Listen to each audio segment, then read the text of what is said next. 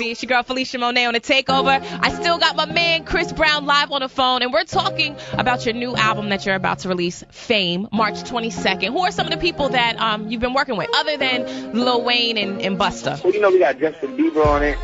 We got Wiz Khalifa. We got Game. You know, so many other people. Big Sean, Timberland, man, it's incredible. So I think just the process of the album was fun.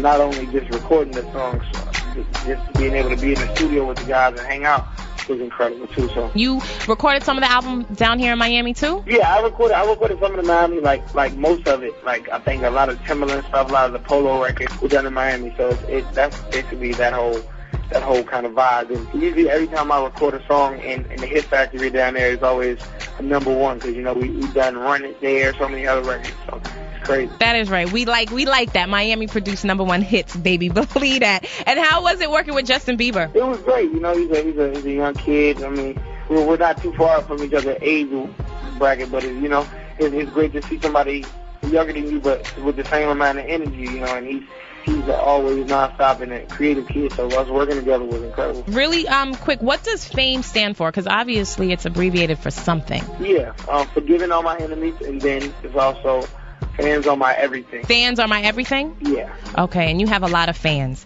So many fans. Let's talk about this Team Breezy. Yeah, Team Breezy, man, they're kind of crazy, man. I love them. Super crazy.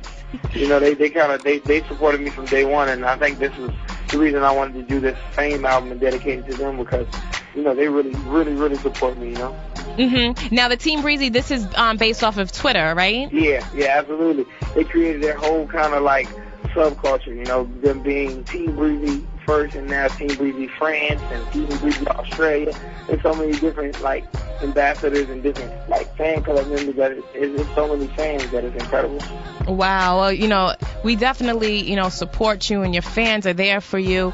What would you say is the biggest difference from the last album, Graffiti, to this album, Fame, that's about to be released? I think just the position that I'm in, you know, as far as like in the public eye, because personally, not to do my own harm, my last album, Graffiti, I think was incredible. I just think that I think people just didn't understand it because they were dealing with the real situation that was going on. You know, they weren't right. You know, they weren't really into listening to the songs or listening to anything I had to say. You know, so I think that's why I was kind of overlooked. But I certainly think my last album was incredible. But this album is more than that. I think with the subject matter, with the writing, with the fun that we had doing the album, it's just I was really in a good place, and I think just the music kind of speaks for itself. So no more songs about Rihanna on this album?